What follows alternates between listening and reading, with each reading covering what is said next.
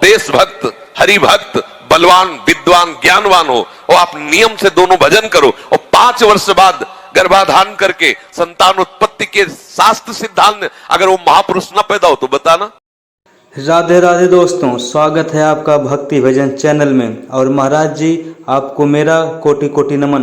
दोस्तों आज की वीडियो में हम सबको यह जानने को मिलेगा कि सुबह क्यों जल्दी उठना चाहिए और सुबह उठकर वह कौन सा काम है जो हमें करना चाहिए और सुबह उठने के बाद क्या क्या हमें करना चाहिए। इस वीडियो में महाराज जी ने बहुत ही सुंदर सत्संग ज्ञान दिया है। तो दोस्तों वीडियो आप पूरा देखिए तभी जान पाओगे और समझ पाओगे। यदि आप गृहस्थ हैं तो 5 बजे तक उठ जाए, इतनी छूट। मान लो आप रात्रि में 11, साढ़े 11 बजे या 12 बजे सोते तो 5 घंटे।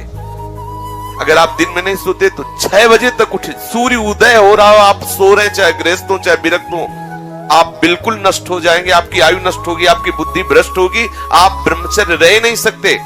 कह देते ब्रह्मचर्य की क्या जरूरत, क्या आप सच्ची मानिए।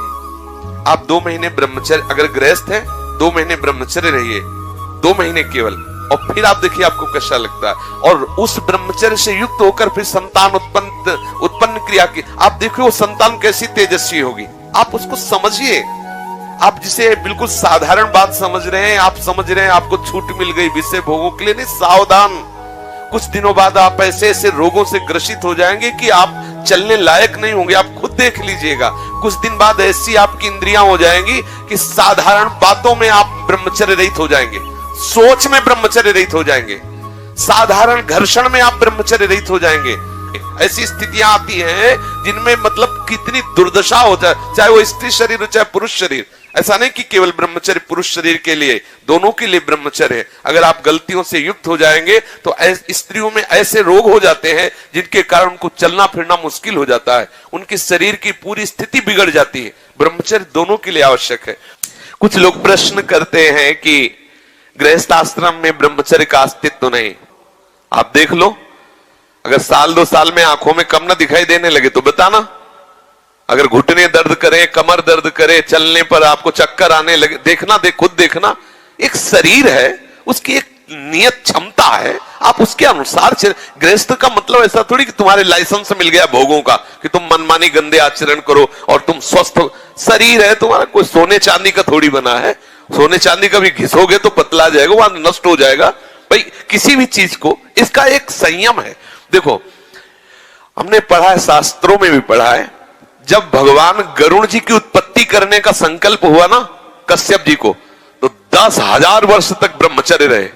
और फिर जब माता विंता के गर्भ में आधान किया तो अरुण और गरुड़ जैसे महापुरुष पैदा हुए। अगर आप 5 वर्ष ब्रह्मचर्य रहे केवल इसलिए कि जो हमारी संतान हो वो बहुत देशभक्त, हरिभक्त, बलवान, विद्वान, ज्ञानवान हो और आप नियम से दोनों भजन करो और 5 वर्ष बाद गर्भाधान करके संतान उत्पत्ति के शास्त्र सिद्धांत अगर वो महापुरुष ना पैदा हो तो बताना। अब ये खान पान ठीक नहीं, आचरण ठीक नहीं, पवित्र नहीं हो। एक किसान भी खेती को सुरक्षित और तैयार करता है तो उसमें अच्छी फसल होती है। तुमने ब्रह्मचर्य को जाना ही नहीं, इधर उधर से हर तरह से भ्रष्ट आचरण, अब वो संतान कैसे हुई। अब देखो हंसी मजाक की बात है, हम देखा गोदी में चश्मा लगा है, भगवान गोदी में है, शुगर है 500। अब बोलो इनको जवानी आएगी कभी? क्या हुआ?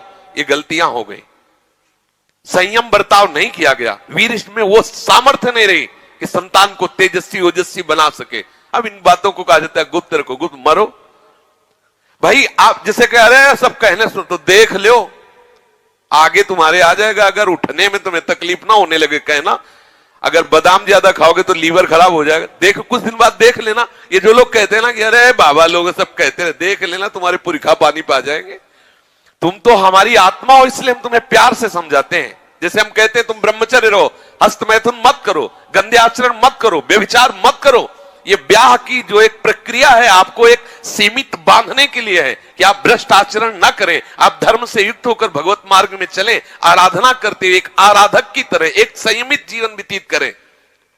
लेकिन वो माना जाता है कि बाबा लोग हैं। कुछ लोग कहते हैं पहले खुद को देख लो, बाबा लोग जेल में हैं। एक खेती में सब फसल एक जैसी नहीं होती। अगर कहा जाए कि सब दुकानदार बेईमानी होते हैं, या सब खेती में एक ही जैसी फसल नहीं, कोई गन्ने की भी फसल, गन्ने में भी कई क्वालिटियां होती है, आलू की भी कई क्वालिटियां होती है, ऐसे अलग अलग वृत्ति है, अलग अलग भाव है। तो हमारी बात को आज अगर नहीं मानोगे तो कल तुम्हें पछताना पड़ेगा, पक्का समझ लीजिए। संयम से चलो, गृहस्थ धर्म में रहते हुए भगवत प्राप्ति के योग्य हो जाओगे।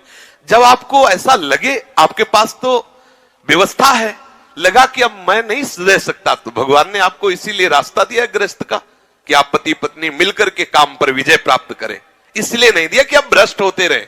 समझिए, आपके पास किला है, किले की आड़ से आप अपने को बचा सकते हैं, लेकिन विरक्त मैदान की लड़ाई है।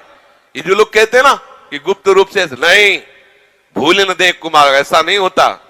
तुम भ्रष्ट आचरण वाले, तुम्हारे पास चश्मा ही नहीं जिसे जानते हो कि कैसे विरक्त रहते हैं। रात दिन जलते हुए सच्चिदानंद तत्व में स्थित रहते, तुम्हें क्या पता। तुम्हें लगता है बाबा लोग हराम की खाते मौज मस्ती से रहते, हमको उपदेश करते हैं।